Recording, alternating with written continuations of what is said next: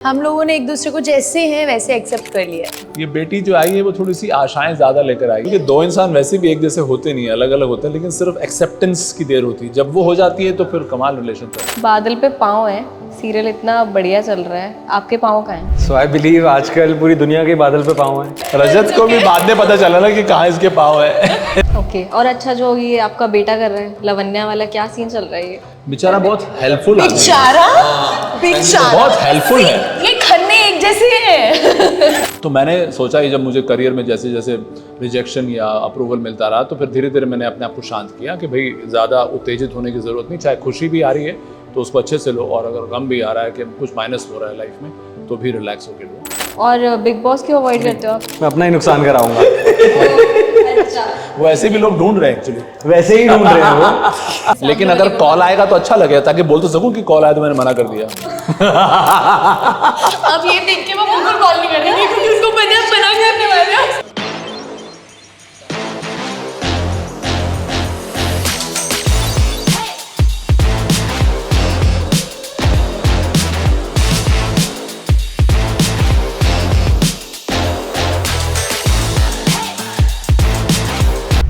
सूरज sir, आकाश, अमनदीप, सबसे पहले तो एबीपी में वेलकम है आपका। Thank you so much for having us. बादल पे पाँव है, सीरियल इतना बढ़िया चल रहा है, आपके पाँव कहाँ हैं? बादल पे हैं, जमीन पे, कहाँ पर है? कौन से बादल पे अगर है तो? अभी दिल्ली में है। अभी दिल्ली में है? अभी दिल्ली में है। अच्छा, ओके, दिल्ली कैसा लग रहा है? नाइस। मुंबई से बैठे हैं? Yes. मुंबई से बैठे? दिल्ली का अपना एक चार्म है, मतलब यहाँ का खाना दिल्ली बेस्ट है, नो डिबेट ऑन दैट। नहीं, बेस्ट तो वहाँ पर खत्म, हम बसें लोग भी चल रहे हैं, हमारा एक सेपरेट इंटरव्यू भी होने वाला है इसके बाद। अच्छा, आपने दिल्ली वाले बिठा लिए सामने। हम दिल्ली वाले बिठा लिए सर। खैर, ये वाली डिबेट बहुत नॉन एंडिंग डिबेट है। सबसे पहले मुझे बताओ, बानी और रजत का आपस में कैसा बॉन्ड चल कैसे पा रहा है? बहुत अलग अलग हैं दोनों तो। वही तो ब्यूटी है दोनों के बॉन्ड की, कि अब तो थर्ड व्हील भी है शो में, लावण्या भी है, रजत की एक्स, और उसने बहुत बुरी तरह बेचारे रजत को फंसा लिया है क्योंकि वो इंसान अच्छा है। But like I said, magic ही यही है कि दोनों लड़ते नहीं आप। दोनों लड़ते नहीं। मैंने देखा I था think so, yeah. सूरज से डांट रहे थे रात भर, कहाँ था, आया कि नहीं? एक्सेप्टेंस है हम दोनों में। हम लोगों ने एक दूसरे को जैसे हैं वैसे एक्सेप्ट कर लिया। जैसे हैं वैसे एक्सेप्ट कर लिया क्योंकि दो दोनों। इंसान वैसे भी एक जैसे होते नहीं, अलग अलग होते हैं, लेकिन सिर्फ एक्सेप्टेंस की देर होती है। जब वो हो जाती है तो फिर कमाल रिलेशन। अच्छा, आप बताओ कि मतलब जैसा इनका कैरेक्टर है, शांत है, बड़ा संतुष्ट सा बंदा है जो है, उसमें खुश है, और जैसे वो है कि हसल है, बस मुझे और चाहिए और चाहिए और चाहिए, आपको क्या लगता है बंदे को कैसा होना चाहिए? मुझे लगता है बंदे को मेरे जैसा होना चाहिए। और मेरे बेटे को भी मेरे जैसा होना चाहिए। ये बेटी जो आई है वो थोड़ी सी आशाएं ज़्यादा लेकर आई है। मैं बड़ा खुश हूँ अपने जीवन में, संतुष्ट हूँ, उस परिवार से हूँ जो कि मध्यम वर्गीय है, और जितना कमाते हैं उतने में जितना आता है उससे खुश हैं। ये जो लाई है बहुत सारी आशाएं लेकर आई है, जीवन में आगे बढ़ना चाहती है, उसमें बुराई नहीं है, लेकिन तरीका जो है वो शेयर मार्केट का नहीं होना चाहिए। वो बहुत ही एक ऐसा तरीका हो जिससे कोई जुआ ना कहे, जो सुरक्षित हो, जिससे कोई परेशानी ना खड़ी हो जाए। ओके, और आप दोनों को रियल लाइफ में कैसे पार्टनर्स चाहिए? क्या क्वालिटी आप देखोगे रियल लाइफ पार्टनर्स में? ओह अभी तक ऐसे कुछ प्लानिंग मैंने की नहीं है। I am too young for that, but I think so one thing I would love to have is understanding. Because एक दूसरे को समझना, जैसे कि बानी और रजत शो में एक दूसरे को बहुत अच्छे से समझ चुके हैं। मुझे पता है इसका अगला एक्शन यही होने वाला है, उसको पता है कि बानी का अगला एक्शन यही होने वाला है। आई think so this kind of understanding is very important. So I believe आजकल पूरी दुनिया के बादल पे पाँव है, तो हर दूसरी लड़की के भी बादल पे पाँव है। तो समबडी जिसके बादल पे पाँव ना हो, ग्राउंडेड एंड अगेन अंडरस्टैंडिंग, तो आई थिंक वो तो सबसे पहला प्री रिक्विजिट है किसी भी रिलेशनशिप के लिए। बट इंसान ग्राउंडेड होना चाहिए, थोड़ा लेस मटेरियलिस्टिक आई बिलीव। और वो पाँव हैं कहाँ, कभी कभी शादी के बाद ही पता चलता है। बाद में पता चलता है, कभी कभी नहीं सर, मुझे लगता है बाद में ही पता चलता है। हाँ, अच्छा, शादी के बाद किसी ने की नहीं थी, वो सर का शादी, वो एक्सपीरियंस निकल आता है ना। क्या करें इसको भी बाद में, ये पूछ रहे थे, रजत को भी बाद में पता चला ना कि कहाँ इसके पाँव हैं। अपने नहीं, इनको ही बाद में पता चला होगा, इसलिए ये बहुत इमोशनल हो गए इस सवाल पे। अच्छा, आप अमनदीप बानी से कितना सिमिलर हो और कितना डिफरेंट हो? मैं ऑलमोस्ट 90% बानी जैसी ही हूँ। मेरे भी बहुत ऐसे बड़े बड़े सपने हैं, मुझे भी लाइफ में बहुत कुछ अचीव करना है। आई थिंक सो उसी चीज़ों की वजह से मैं बाहर निकली थी, बॉम्बे गई थी अकेले पैसे कमाने के लिए, एक्टिंग करनी थी, एक्टर बनना था। इतनी डिफ़िकल्ट इंडस्ट्री में आई जहाँ पे मेरा कोई भी नहीं था। And I think so I am almost like बानी। ओके। और अलग नहीं है कुछ? कुछ तो डिफरेंस भी। यार कुछ अलग यही होगा आई थिंक सो कि वो काफ़ी सारी चीज़ों को ना बड़ी ज़्यादा इमोशनल कर देती है। हालांकि अमनदीप भी बहुत इमोशनल है, बट अमनदीप कहीं ना कहीं प्रैक्टिकल भी है। बानी अपनी फैमिली को और अपने पति को बेसिकली बहुत ज़्यादा इमोशनल है। अगर मेरी लाइफ में ऐसा हो कि मेरा पति अपनी एक्स गर्लफ्रेंड से मिल रहा है, मैं तो बवाल कर दूंगी, लेकिन बानी नहीं कर रही है। So there I am very different. Script में नहीं आ रहा ना। बट मैं वैसी नहीं करूंगी यार, मतलब तुम मिल कैसे रहे हो उससे? अमनदीप ऐसी है, बानी वैसी नहीं कर रही है। सो आई थिंक सो वहाँ हम थोड़े से अलग है, otherwise we are almost similar. अच्छा, और आप कितना अलग हो रजत से और कितना सिमिलर हो? आई थिंक अब जो मैं हूँ, अब मैं रजत के बहुत क्लोज हूँ। आज से 10 साल पहले आई वॉज मोर लाइक बानी। जैसे कि अमनदीप ने बताया कि मुंबई आना, वो सपना ही देखता है। वो सपना देखने के लिए इंसान को हिम्मत बड़ी चाहिए होती है, take that first step, that initiative, going away from your family. But मुझे लगता है धीरे धीरे विद टाइम मेरे गोल्स चेंज हो गए हैं। My goals are now less materialistic. मैं काम इसलिए नहीं करता कि मुझे कुछ खरीदना है। I have bigger reasons. तो I think now I am very close to Rajat. Okay. अच्छा सर, क्योंकि सीरियल में बहुत बड़ी फैमिली दिखाई गई है, अच्छी खासे लोग घर में रह रहे हैं, आपके हिसाब से जॉइंट फैमिली में रहना बेटर होता है या फिर न्यूक्लियर फैमिली में? Joint family is the best. हर तरह से संस्कार जो हैं परिवार को माँ बाप से मिलते हैं, दादा दादी से मिलते हैं।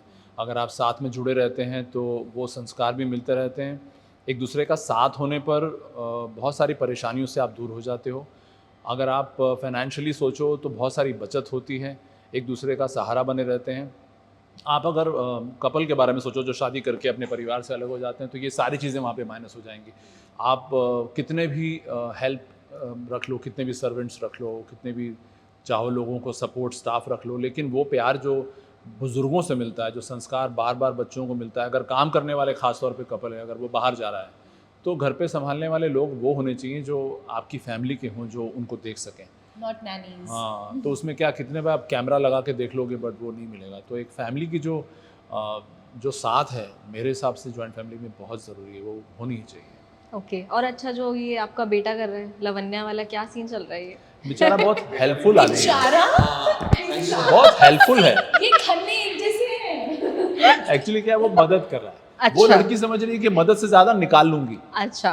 तो वो अपना एंगल लगा के बैठी, उसमें बेचारा ये क्या करेगा। आप प्लीज मंडे तक के एपिसोड देखना, कमिंग मंडे। अच्छा अच्छा अच्छा। आप इस मदद को कैसे देखते हो मनदीप? यार ऐसी मदद आपको एक्सेप्टेबल है? बिल्कुल भी नहीं। एज बानी एंड एज अमनदीप बानी बोथ? तो अपनी आंखें मूंद के बैठी हुई है विश्वास में कि नहीं मेरा पति परमेश्वर है वाला।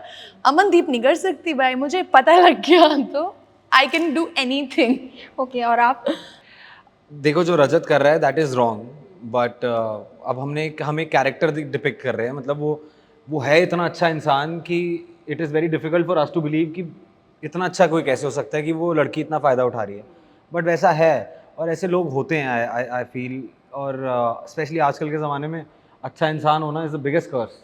बस वही एक लाइन ड्रॉ करनी बहुत ज़रूरी है, ऐसी अच्छाई भी किसी के साथ करने में, क्योंकि आपका परिवार जो है सफ़र ना करे। जैसे इसका जन्मदिन था तो भी वो उसके साथ हॉस्पिटल में ही था, आया ही नहीं, पलट गए। तो केक भी हमने बैंक्वेट हॉल में नहीं काटा, घर में आके काटा। क्या करूं, खाना तो बहू खिलाएगी लेकिन बेटा तो अपना है। एक लाइन ड्रॉ करना बहुत ज़रूरी है। लाइन ड्रॉ करना बहुत बट बर्थडे पे रजत ड्रीम में आके डांस करके गया था, रोमांटिक। वो सपनों में नाच रहा है, पर्सनली बेचारी अकेले अकेले घूम रही है। सपनों में ना। एक तो डैडी जी आप तो पलट गए यार।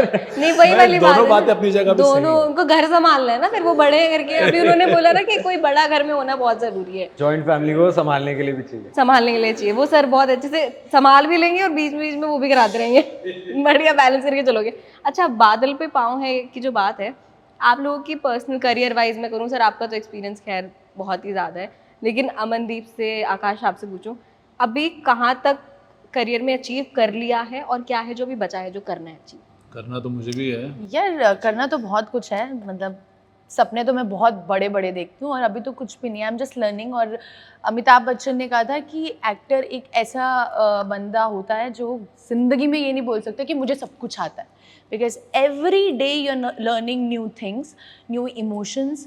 पहले मैं जैसे एक्टिंग करती थी, मैं दूसरे कैरेक्टर्स के अकॉर्डिंग करती थी, आज मैं एक्टिंग करती हूँ वानी के अकॉर्डिंग। मैं पहले भी शायद सही नहीं थी, मैं आज भी शायद गलतियां करती हूँ, तो every day I am learning and I have big big big dreams like Bani and I will achieve it. Okay, and आकाश?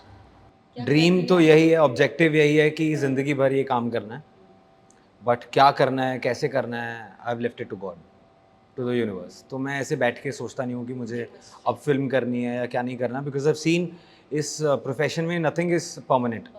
तो बादल पे पाँव आप रखोगे तो अगले दिन भी फिसल सकते हो, तो खुद को संभालना भी आना चाहिए। सो आई फील कि जो लिखा है जिसकी किस्मत में वही होता है। ओके सर, आप? मुझे लगता है पहले जब दौर होता है एक इंसान का, तो हर खुशी से आदमी बहुत खुश होता है, और हर धुतकार से या कोई नेगेटिव आपको अगर रिजल्ट मिलता है तो आप डेफिनेटली निराश हो जाते हो। तो एक पॉइंट के बाद देखा कि यार कोशिश जितनी भी कर लो, जो डेस्टिनी में है वही मिलना है। फाइनली आप पैदा कहाँ पे हुए हो, आप अमेरिका में पैदा हुए हो या भांडुप में पैदा हुए हो, किस फैमिली में हो आप? अमेरिका से भांडू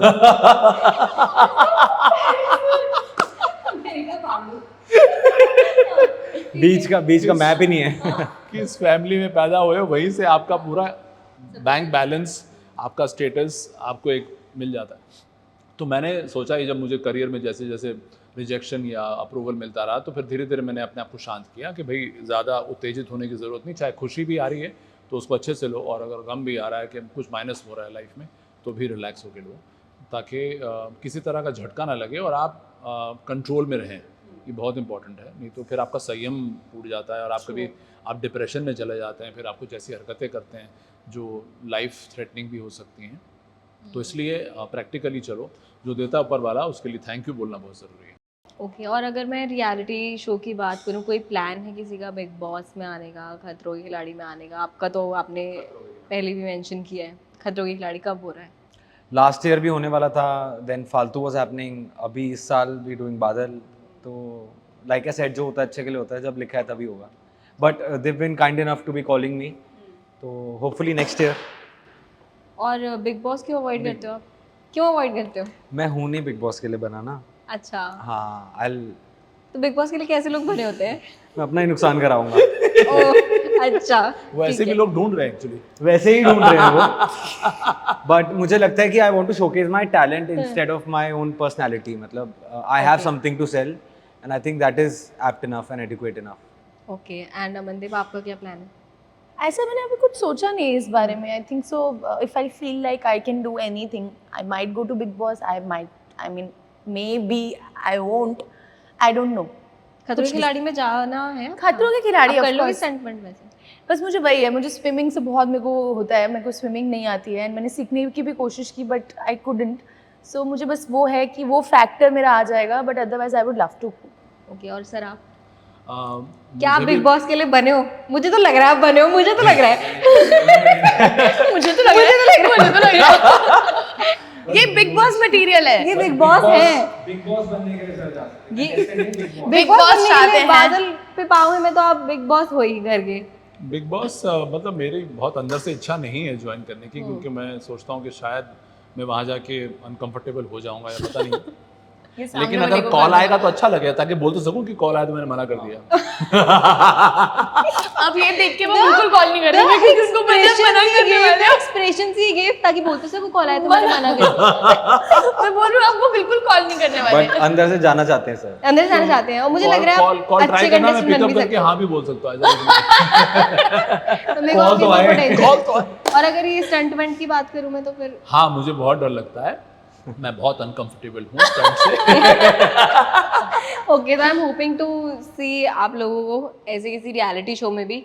ये तो शो अच्छा कर ही रहा है और एंगेजमेंट मैं देख रही हूँ, आप लोगों ने बोला आपको टाइम नहीं मिलता है देखने का, तो आपको यहीं पे जो बोलना है अपने फैन से बोल सकते हो। ये कहना चाहेंगे कि 8 बजे सब सोनी पे ये शो आता है, बादल के पाँव हैं, बादल पे पाँव है। मैं चाहता हूँ कि आप सब लोग अगर अब तक देख ना पाए हों किसी भी कारण तो प्लीज़ देखना शुरू करें, क्योंकि ये शो बहुत ही एंटरटेनिंग है और आपकी लाइफ से बहुत करीब होगा और इससे एक आपको सीखने का भी मौका मिलेगा। कुछ मैसेज है जो हम देना चाह रहे हैं आम जनता को। दोनों प्रोज एंड कॉन्स लाइफ के हम दिखाते हैं, किसी भी तरह से एक पक्ष को लेकर नहीं चल रहे हैं। और ऐसे शोज़ जो हैं जिससे लोगों को थोड़ी सीख मिले और लोग आगे लाइफ में बढ़ें और संभल कर बढ़ें, इम्प्रूव करें, लाइफ में कहीं पहुँचें, ये इस शो का उद्देश्य है। तो मैं चाहता हूँ कि आप लोग ज़रूर देखें। और हम बहुत कोशिश कर रहे हैं, बहुत मेहनत भी कर रहे हैं and we are trying every day कि ऑडियंस को हमारा काम, हमारा शो पसंद आए, जो कि आ भी रहा है। और जब वो पता चलता है, कुछ सुनने को आता है, फीडबैक देखने को मिलता है, जैसे कि आपने कहा एंगेजमेंट, तो बहुत खुशी होती है। ऐसा लगता है कि हमारा our hard work has paid off. तो That's it. बाकी हम लोग वेट करें रियलिटी शो का कोई भी फ़ोन आएगा। बिग बॉस कोई भी आप बादल नहीं करना चाहते इसका मतलब यू सेइंग दैट बादल पे हम उड़ रहे हैं लेकिन धरती पे भी पाँव हैं। Okay okay okay, that's it for today. और हमारे साथ बादल पे पाँव है की टीम थी। अगर आपको इंटरव्यू अच्छा लगा तो कमेंट करके बता देना कौन सा पार्ट सबसे अच्छा लगा। और बाकी अगर आपको जो भी कास्ट से कहना है उनके पर्सनल प्रोफाइल पे भी कह सकते हो, इस इंटरव्यू के कमेंट सेक्शन में भी कह सकते हो। ओके, टाटा थैंक यू, नमस्कार।